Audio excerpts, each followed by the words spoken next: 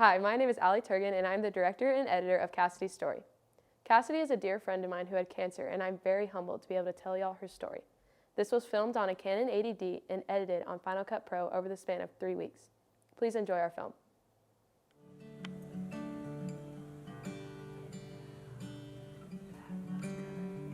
I'm Cassidy Egley. I was diagnosed with Hodgkin's lymphoma on March 31st, 2021. My neck had started to get really swollen actually at the end of December, so I actually had the cancer way before March and we didn't know it.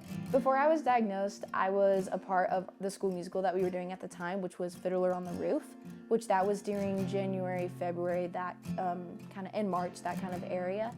And my neck was still really swollen, but we didn't, or at least I didn't think much of it, but apparently my parents did. And Dr. Crystal actually was the one who diagnosed me. I'm Jeff Crystal. I'm a pathologist. I saw Cassidy in my clinic back in March when she was first diagnosed.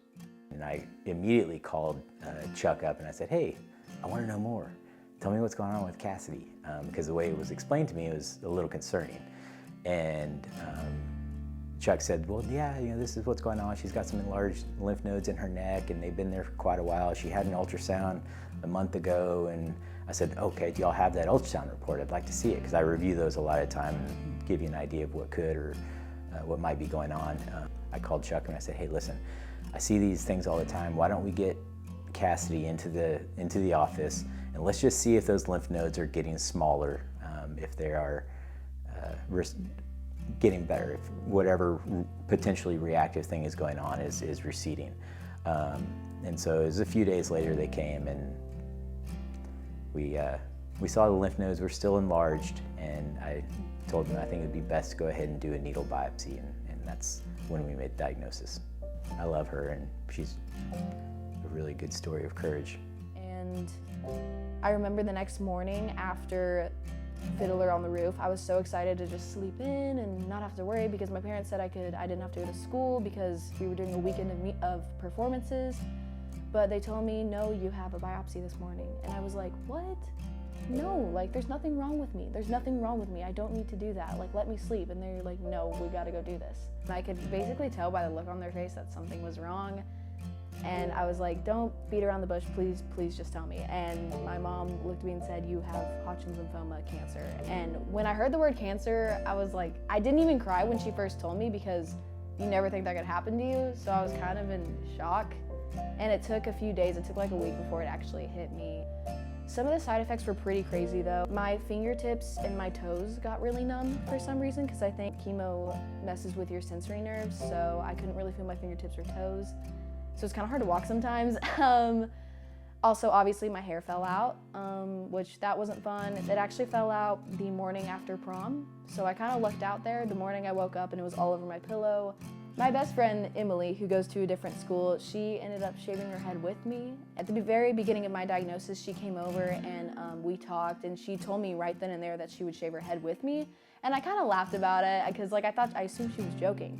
I was like, oh, you're not gonna do that. And she was like, no, I'm going to. And I told her repeatedly, I was like, you're not doing that. And she said, it's not your choice, I'm doing it. And I texted her and I said, hey, would you come over and shave my head with me? You don't have to do it. I just want you to be there when I do it. She goes, yes, of course. And right after we shaved my head, she hopped in the chair and started getting ready. And I was like, what are you doing? And she grabbed the razor and I was like, no, stop. And my sister helped shave our heads. And you think it'd be sad, but it was actually so much fun when we shaved our heads. We thought we were so funny. I'm very grateful that I have a best friend willing to do that for me. I started taking guitar lessons around when I was 10. It's been 7 or 8 years since I've started playing music, and I love it. I do it every single day. I probably play 2 to 3 hours a day. In the beginning of treatment, I was able to write a lot more and play music, because I had a lot of free time because I couldn't be at school because I was on treatment. But unfortunately, around my second cycle of treatment, because my fingertips were so numb, I couldn't play my guitar very well anymore. I couldn't feel it, I couldn't do it. And also, I was so tired and sick that I didn't have the energy to get up and sing and stuff. So I actually stopped singing for 3 months. As hard as it was, as hard as all the treatment was and all the constant doctor's appointments and all that, I genuinely wouldn't change it, because It has really, really impacted my faith with the Lord and with God, because before I ever got diagnosed, I still love the Lord for sure, but I was never ever intentional with my relationship with Him, and I just didn't seem to care enough to change anything about that. But as soon as I got diagnosed, I realized I could never do this on my own, and I need to lean on the Lord. And I immediately just started praying with Him daily and talking to Him, and I was able to hear Him very clearly, and I was able to feel His peace. That sounds really weird, because you don't think you would have peace while having cancer or while doing chemo, but I did for most of the time. I had a lot of peace, and some of the time I was pretty angry too, and I told the Lord that I was angry, but He never wavered, and He never walked away, and He never left. And it just kind of proved to show that even though we go through trials, the Lord never leaves, and He's always good through them, even if we can't see it in the moment. I'm Brandy Egley, and I'm Cassidy's mom. Later, and we were at the school, and I was talking to my friend about it. The doctor thought it was like a post-COVID thing, because she had swollen lymph nodes, and that's one of the post-COVID things. But Chuck's cousin, my husband's cousin, was listening, and her husband is a pathologist, and he called that day and wanted to know what was going on with Cassidy. So he told him, and he wanted the reports, and then he wanted her to come see him. And that was the week of the musical that she was in. And then Wednesday, we just took her after school, and he immediately biopsied her,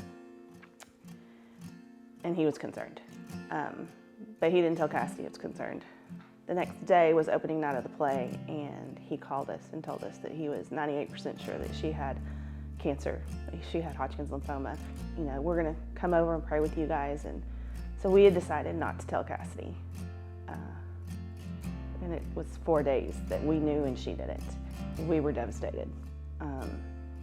We just couldn't believe something like that could happen to our child, and especially her, because she's probably our most fearful child, but we kind of learned that she's actually our strongest child. So it was just devastating. Lots of crying ourselves to sleep at night, and praying. Everyone was here for us. It was like they were holding us up the whole time. I'm Abby Russell. I'm Juliana Goodman. And I'm Emily Fry, and we're Cassidy's friends. I remember when Cassidy first told us that she had cancer, we were at Bible study, like a group of us girls. Cassidy was there like normal, and she was like smiling and happy, and then she told us that she had cancer, and all of us were crying and like couldn't keep it together. And the whole time Cassidy was like making jokes, and she was like, guys, it's fine. She was like, I know that this is gonna make me stronger, and she was like, I know that this is part of God's plan, and she was like, I don't want y'all to be sad. And she was almost like comforting us, even though we wanted to be there comforting her, but we were just shocked at the news. I didn't get to go to Bible study that day because, I don't know, I had an appointment in the morning or something. And I remember someone telling me, and my heart dropped, and I was bawling. I was a wreck the whole day. And so I went to the parking lot to go home. I ran into Cassidy, and she just saw me bawling. And the look in her eye, I just honestly will never forget that. She looked so, I don't know what the right word is, like determined, I would say, that this was God's plan. And honestly, her strength just really inspired me.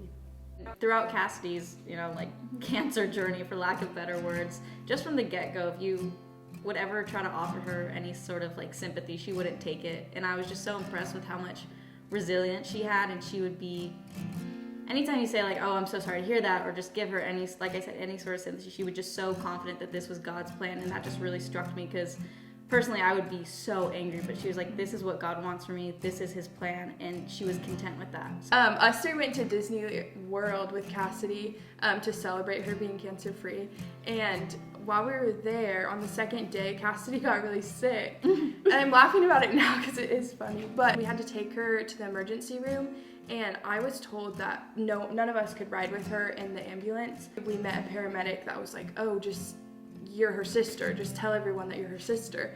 So we got to the hospital, they let me ride with her, and we got to the hospital, and the doctor comes up to me and the paramedic, and they were like, who's this girl? And the paramedic was like, oh, it's her sister. So the paramedic was on her side the whole time, and it was so funny. We love you, Cassidy!